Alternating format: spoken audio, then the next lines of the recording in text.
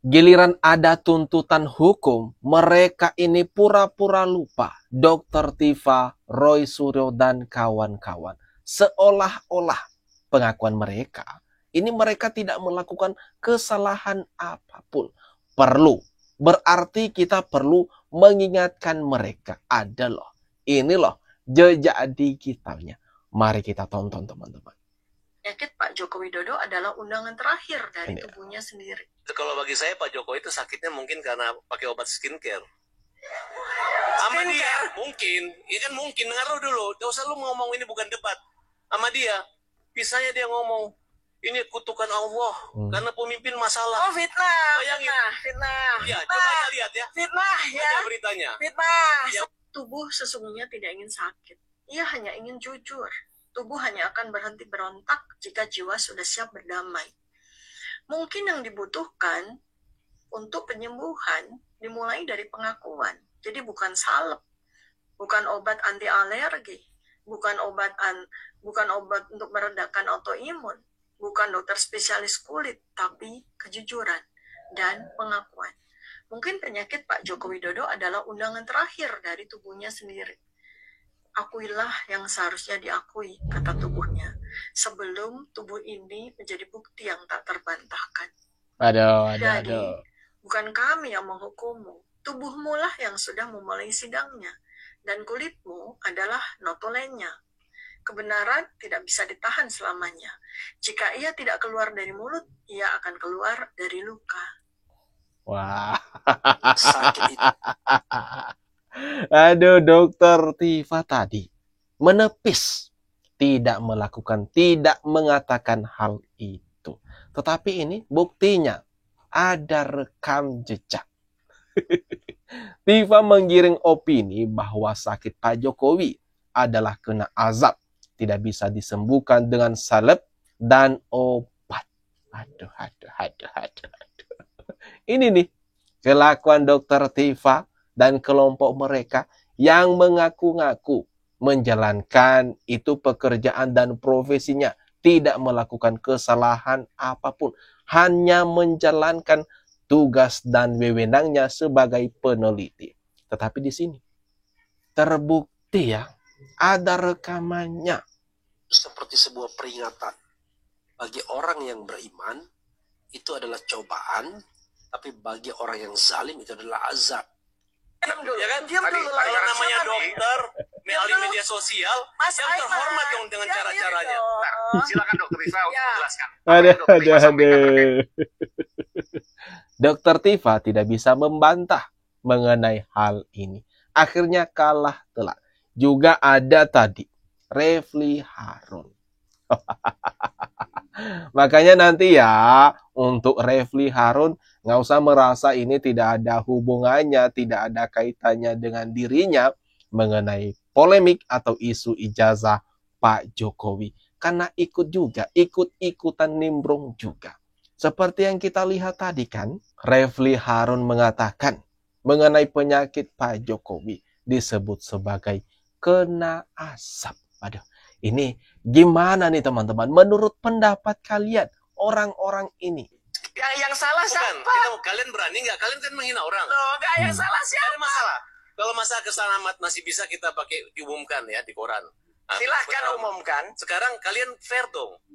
Kalian menghina Pak Jokowi, kalian menghinanya di mana? Menghina Pak, ya. Menghinanya di mana? Ya udah nanti aja. Menghinanya di mana? Udah baca SPDP kan? Menghinanya di mana? Aneh, saking ngeyelnya, udah masuk SPDP masih menanyakan menghinanya di mana? Iya. Ini orang seperti ini contoh. Ini aneh, saya tanya aja nggak bisa jawab, lawyer aneh ini. Roy Suryo masih bertanya. Pura-pura lupa juga ini Roy Suryo. Pura-pura sok polos, bersih, nggak berdosa, nggak melakukan apapun. Padahal rekam jejaknya sangat jelas. Itu banyak berseliweran. Serangan bertubi-tubi ke Pak Jokowi. Serangan bertubi-tubi juga ke Mas Gibran. Tetapi di sini dia masih bertanya, menghinanya di mana? Apakah kita perlu menunjukkan satu persatu rekam jejaknya? Saya kira kalau kita tunjukin satu persatu, ini bukti-bukti berjibun. nggak bisa terbantahkan. Saya dengan segala hormat ya memohon dan kemudian ini mengkritik, saya berani mengkritik kepada Presiden Republik Indonesia ya Bapak Prabowo Subianto. Kenapa Bapak harus quote and quote kata beberapa orang sowan ke rumah? Datang boleh, tapi posisi duduknya tidak demikian. Posisi duduknya masih ada presiden, kemudian menteri-menterinya, kemudian di depannya ada bekas presiden, kemudian istrinya dan anaknya yang itu wakil presiden. Wakil presiden kenapa seolah-olah presiden itu menghadap kepada wakil presiden? Ini sangat tidak betul. Dia bukan Raja Jawa sekali lagi. Dan bahkan dia pernah seolah-olah menggunakan pakaian kebesaran Amangkurat yang itu sebenarnya raja yang tidak pantas untuk dicontoh karena bengis. Jadi sebenarnya Tuhan yang Maha Kuasa Allah Subhanahu Wa Taala itu sudah menurunkan petunjuknya gitu ya. Jadi sekali lagi, ayo kita bangkit karena Raja Jawa yang ini mau mempidanakan, mau mengkriminalisasi, mau memenjarakan rakyatnya. Itu makanya saya menggunakan kaos Raja Jawa. Roy Suryo lagi-lagi. Roy Suryo lagi-lagi mengungkapkan kekesalannya. Terbukti kepanasan. Mengenai keharmonisan. Ini kemarin kan Pak Presiden Prabowo mengunjungi, ini datang ke kediaman Pak Jokowi di Solo. Kemudian diproteslah sama kelompok orang-orang ini. Salah satunya adalah Roy Suryo. Mempermasalahkan posisi duduk Presiden Prabowo. Mempermasalahkan kenapa datang ke Solo. Kan kalau selama ini kan yang mereka sebar itu adalah Pak Jokowi dan Pak Prabowo telah pecah kongsi. Sudah tidak sejalan. Tetapi yang ada kenyataannya, mereka kecewa. Ternyata masih akur. Ternyata masih solid. Nah ini yang membuat Roy Suryo marah-marah. Melampiaskan kekesalannya. Kemudian menambahkan, ini mereka didiskriminalisasi. Mana? Masalahnya mana? Bagian mana? Kalian itu didiskriminalisasi oleh pemerintah ataupun Pak Jokowi. Oh ya, kamera sini ya. Dan kami terakhir saya juga menghimbau, mari kita jaga-jaga Polda Metro Jaya. Karena kabar tentang ijazah saudara Joko Widodo yang sudah disita di Polda Metro Jaya harus kita kawal bersama. Kenapa? Karena banyak kasus sedang menangani perkara besar, akhirnya terjadi kebakaran. Misalkan di Kejaksaan Agung sedang menangani kasus besar, kantornya kebakaran. Nah, kami khawatir nanti nangani ijazah palsu saudara Jokowi, ya kan? Ijazahnya disita Polda Metro Jaya, lalu ruang Polda Metro Jaya kebakaran. Lalu tidak bisa dilanjutkan, kenapa? Barang bukti hilang. Kenapa? Seberapa setuju kalian, teman-teman, kalau Ahmad Khozinuddin ini dijadikan orang pertama yang jadi tersangka di polemik ini?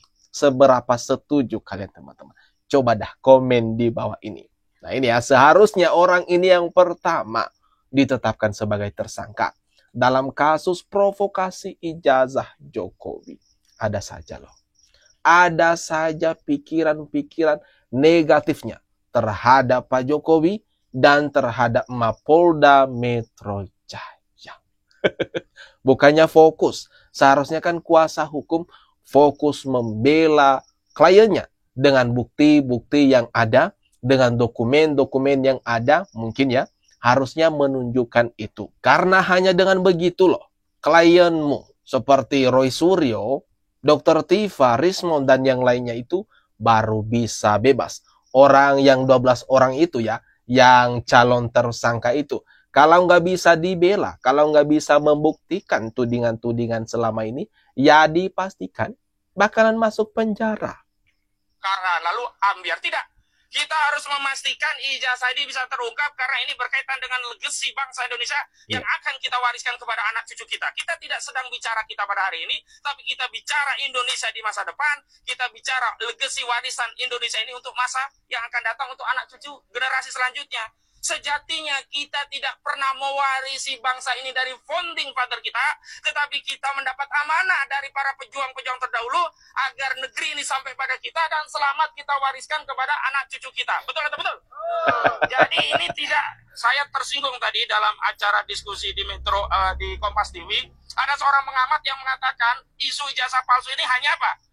Hanya dianggap sebagai gosip politik.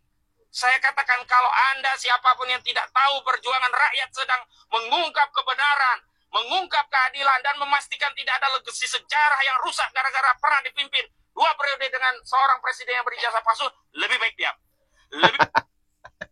Aduh, udah nggak bisa berkata-kata lagi dengan Ahmad Khozinuddin ini. Dengan pengacara Roy Suryo CS ini loh. Seperti yang kita lihat ya. Orang ini suka bicara besar, bicara banyak, tetapi intinya mana? Intinya mana nih? Hanya asumsi dan dorongan, kemudian larangan dan sebagainya. Kemudian lagi teman-teman katanya ya, Ahmad Khozinuddin ini tidak pernah memenangkan satu kasus apapun. Katanya tidak pernah. Kliennya yang dibela selalu masuk penjara. Aduh, ini gimana nih teman-teman? Gimana menurut kalian orang-orang ini? Manusia-manusia yang selama ini nyerang Pak Jokowi. Tetap bertahan pada opininya, argumennya. Kalau ijazah Jokowi itu palsu. Nggak usah terburu-buru ya, Ahmad Khozinuddin ada kok ijazahnya. Sudah disita sama pihak penyidik. Jadi nantikan momentumnya. Nanti akan diperlihatkan kepada kalian ijazah asli daripada Pak Jokowi. Itu dia teman-teman. Gimana menurut kalian atas orang-orang ini, atas apa yang barusan saja kita bahas bersama ini? Jangan lupa tinggalkan komentar terbaikmu di kolom komentar yang ada di bawah ini.